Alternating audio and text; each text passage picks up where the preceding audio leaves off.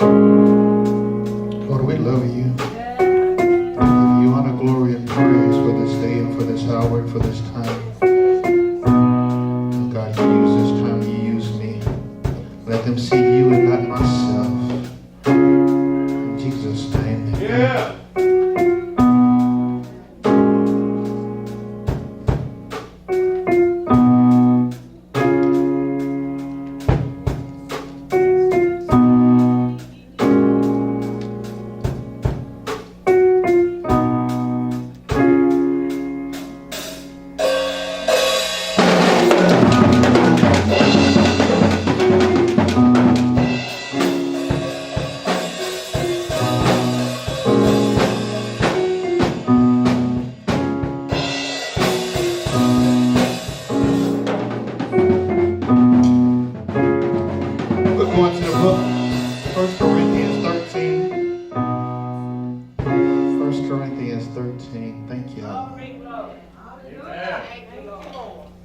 Seen the look on some of y'all's faces when that took place a moment ago. Y'all were like, what the mess? And so I'm thankful for them because they honestly got that assignment as soon as they walked in the door. They were going somewhere. And I wanted you to have that picture in your head. 1 Corinthians 13, you probably didn't hear me because of the drums.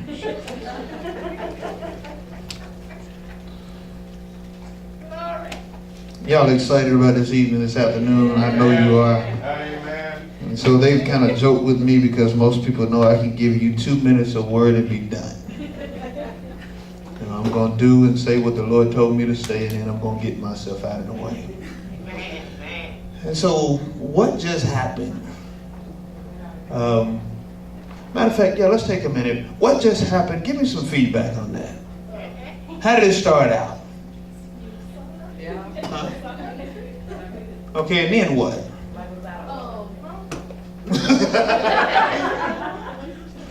Were you still able to hear the keys? Yeah. And what was the keys doing? Still playing the same tune. What did the drums finally do? Just kind of went off on her own. Started out doing great, working with the team. It was going good, and then all of a sudden, just started going off on their own. And the one person on the keys, you begin to kind of miss it simply because you started paying attention to what happened on the drums. Why? Because it drew your attention and you gave this look like, what just happened? Watch this. Imagine the body of Christ looking that way. Amen. Amen. Imagine the body of Christ. The local fellowships sometimes look that way, but imagine the body of Christ looks that way. And so my question for you this morning is, does your love outweigh your gift? Does the love outweigh the gift? We go to 1 Corinthians 13 verses 1 through 4. It says this in King James: though I speak with the tongues of men and of angels and have not charity, I am become a sounding brass or a tinkling cymbal. I become just like what you heard earlier. And though I have the gift of prophecy and understand all mysteries and all knowledge, and though I have all faith so that I can remove mountains and have not charity, I am nothing. And though I bestow all my goods to feed the poor, and though I give my body to be burned, and I have not charity, it profit me nothing. Charity suffereth long and is kind. Charity or love envieth not. Charity vaunteth not itself, is not puffed up. My simple question to you this morning is, does your love outweigh your gift? Amen. You would wonder why we go to this verse's text this morning. And in chapter 12 of this, Paul begins to speak to the Corinthian church simply because they started infighting about which gift was better. Which one of these gifts do we need to exalt and look at the most? Which one of us has the high position? Is it me dancing? Is it me singing? Is it the one that's preaching and teaching? Which gift is the best one? Is it the ushering? Is it the one who's serving on the camera, serving at the door? Which gift is better? And he tells me, you're worried about the wrong thing. Right. Amen. You sitting here fighting about the wrong thing. Yes. And we can sometimes get caught up because the gift that we have and the gift that we've been called to serve in doesn't put us on camera, or it doesn't put us on the platform, or it doesn't put us behind a microphone. Yes, amen. We can get caught up in that foolishness. I remember serving at a ministry, and one of the musicians, he got upset with me because if you understand anything about sound, if you are standing behind the speakers, you're only going to hear what's in front of you. And so more than likely, whatever is going out, everyone else is going to hear something totally different. And so his concern for me was this: can they hear my bass? I don't feel like they can hear my bass. Had some other ones, they had these wedges all across the front. And so for us, we had one channel dedicated to the pulpit. And so you have, out of this one channel, you got 9 background singers, you got the minister of music, you got the pastor, that all use this one monitor setting. And so what I always learned is this: we use the 80-20 rule. You can satisfy 80% of the people, and 20% of the people can always be complaining. Well, so we use this rule as this way: pastor was the 80%. And so as long as pastor was okay, the rest of y'all are considered the 20%, and whatever we put there is what you get. And so in high school, in middle school as they call it now, or junior high, I had the opportunity to play trumpet. And so my high school band teacher taught us this: if you can be heard and you don't have a solo, you're wrong. All right now. That's right.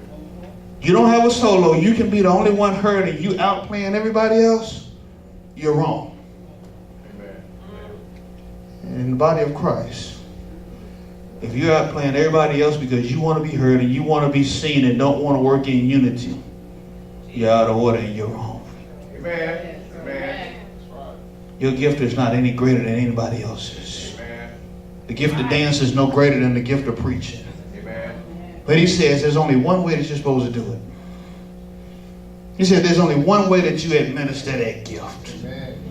And that's all I came to ask you this morning is, does the love that you have outweigh that gift? Amen. If I don't love this, and I'm just doing this for entertainment and for show, Yeah. it's going to sooner or later show. Amen.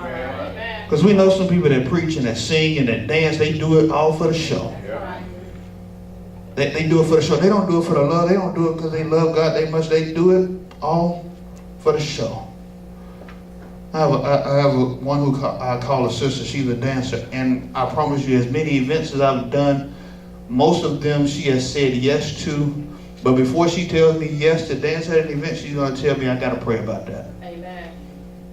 Why? Because I'm not making it about me, for one. Number two, I'm not making it about the reality that I got an open date on my calendar. Yeah. Thank you, Lord. Sometimes just because you got an open date don't necessarily mean you're supposed to be a part of that in that way. Amen. Amen. And so she taught me well to say, pray about it. Pray about where it is that you get invited to and what you end up connecting yourself to. I just want to know this morning, does the love outweigh the gift? Before we get to 30 seconds, we all got to know whether or not the love that we have for ministry and the love that we have to serve and the gift in which it is that we've been given outweighs the gift.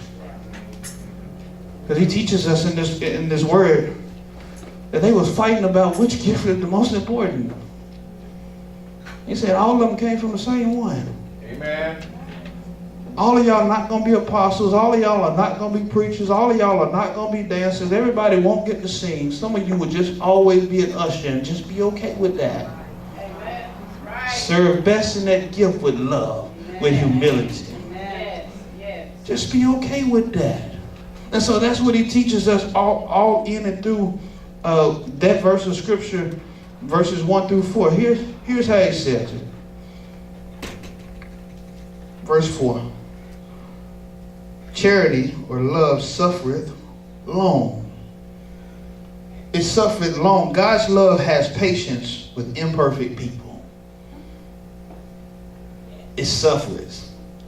It suffers long. Sometimes we're going to have to love some people that are just unlovable and we get tired of them.